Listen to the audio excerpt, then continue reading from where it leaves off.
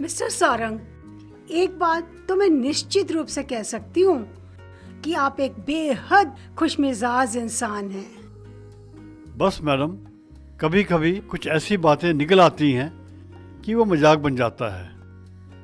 फिर तो आप अपने परिवार को काफी खुश रखते होंगे। खुद खुश रहना और सबको खुश रखना ये भी एक आर्ट है। हाँ आंटी, अंकल तो सचमुच बहुत मजाकिया हैं। मेघा, तुम इतना श्योर होके कैसे कह सकती हो? अरे हाँ, वो मुझे अश्विनी ने बोला था। मैंने? हाँ हाँ, मैंने ही बताया था। आप लोग बैठो, हम अभी आते हैं। अरे कहाँ चल दिए? जाने दो उन्हें, मैं हूं ना आपके पास।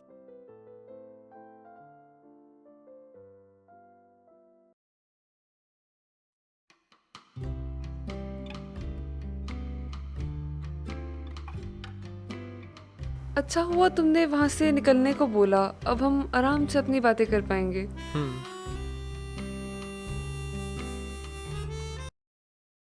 सारंग जी, आप क्या सोच रहे हो?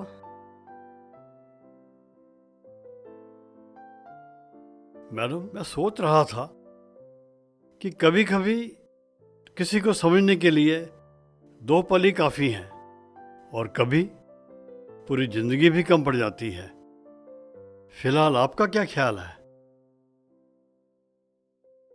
मैं भी यही सोच रही थी कि किसी को समझने में वक्त तो लगता ही है। अगर सच कहूं तो मेरे हस्बैंड भी कुछ इसी तबीयत के थे। उनके साथ ना मुझे मेहनत तो बहुत करनी पड़ी, पर जिंदगी बस यूं निकल गई, पता ही नहीं चला। बस मैडम, मैं भी ये कहूं तो आप कहोगे आपकी बातों की कॉपी कर ली। मेरी वाइफ भी बिल्कुल आपकी जैसी थी। अश्विनी, एक बात तो बताओ, तुमने किसी से प्यार किया है? ये कैसा सवाल है मेघा? पता नहीं, मेरा मानना है जॉब और शादी दोनों के इंटरव्यू और दोनों के सवाल कहाँ से पुटअप हो जाए ना, इसका अंदाज़ा ही नहीं रहता। और इन्हीं सवालों में कोई पास तो कोई फेल। हमारे समय में कोई पास फेल की बातें नहीं होती थी। अगर पिताजी ने कह दिया तुम्हारे लिए लड़की देख ली, शादी कर लो, हमारा रिएक्शन होता था जी पिताजी। खूब कहा आपने। सच कहूं तो मैंने अपने हस्बैंड को शादी के बाद ही देखा था। लेकिन ऐसा नहीं होना चाहिए। शादी से पहले अच्छी तरह एक दूसरे को जान लेना ये बहुत ज़रूरी होता है। मैं भी यही मानता हूँ। अदरवाइज बाद में छोटी छोटी बातें डिवोर्स का कारण बन जाती हैं।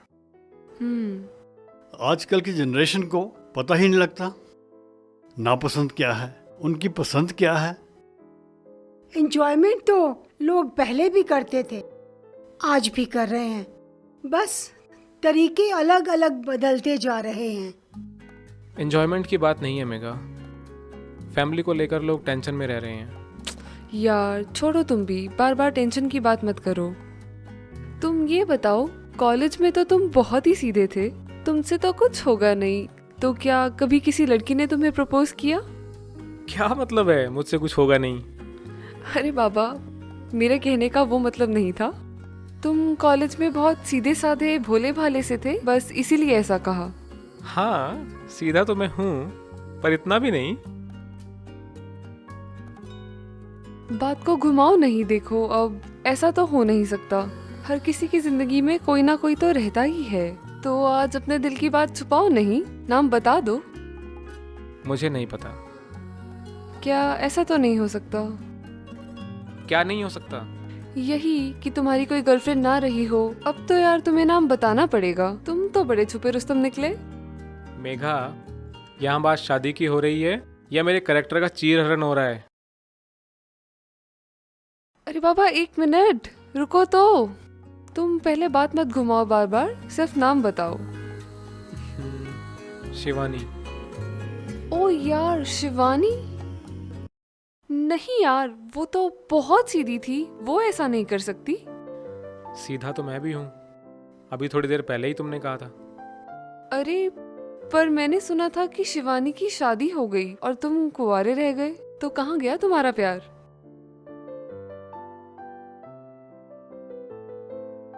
नहीं बता सकता। फिर तो झूठा प्यार है। हम दोनों भागकर शादी नहीं करना चाहते थे और घर वालों को बताने की हिम्मत नहीं थी। तो अभी तुम मिलते हो एक दूसरे से? अब याद नहीं आती? नहीं, वो अपनी लाइफ में खुश है और मैं अपनी लाइफ में खुश हूँ, और कोशिश कर रहा हूँ कि मुझे भी कोई समझने वाली मिल जाए। चलिए मैं आपको अपना घर दिखाती हूँ। बिल्कुल।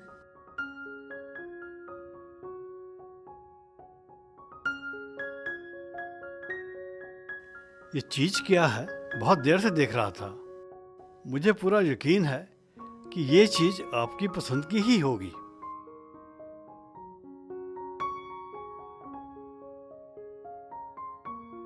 इसकी भी एक कहानी है। वैसे इसे समावार कहते हैं। अच्छा, समावार? हाँ, चलिए आइए।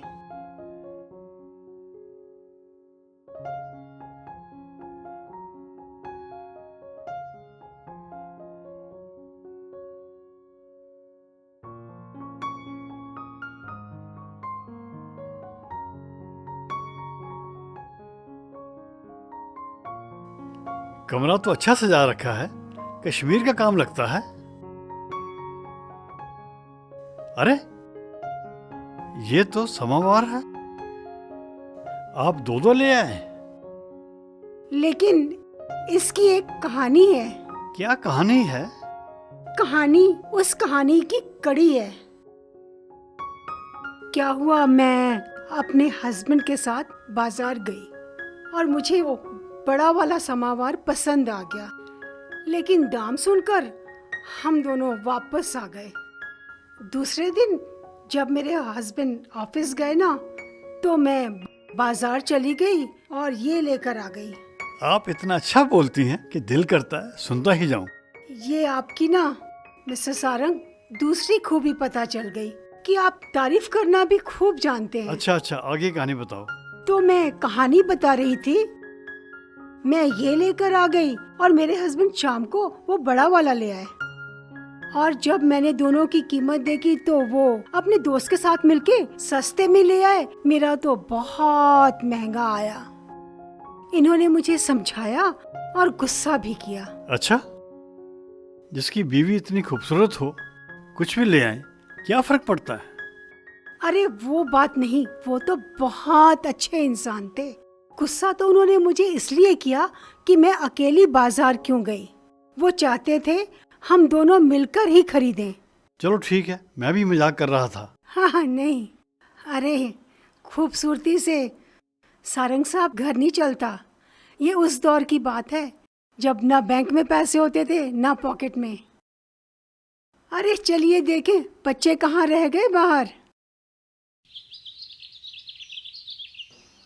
अरे अश्विनी, हम बातों बातों में भूल ही गए, हमारा इंतजार कर रहे होंगे। हमें अंदर वापस चलना चाहिए।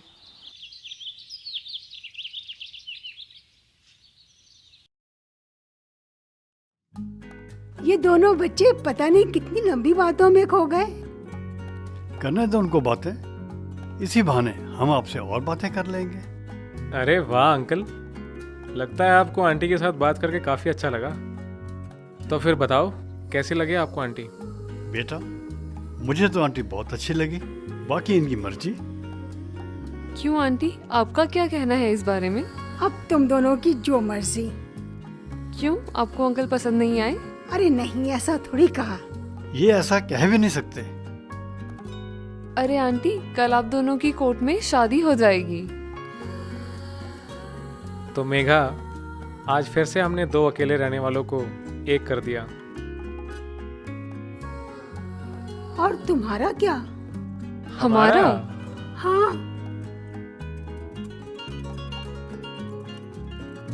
आप लोगों की खुशी में ही हमारी खुशी है। हमारी खुशी है।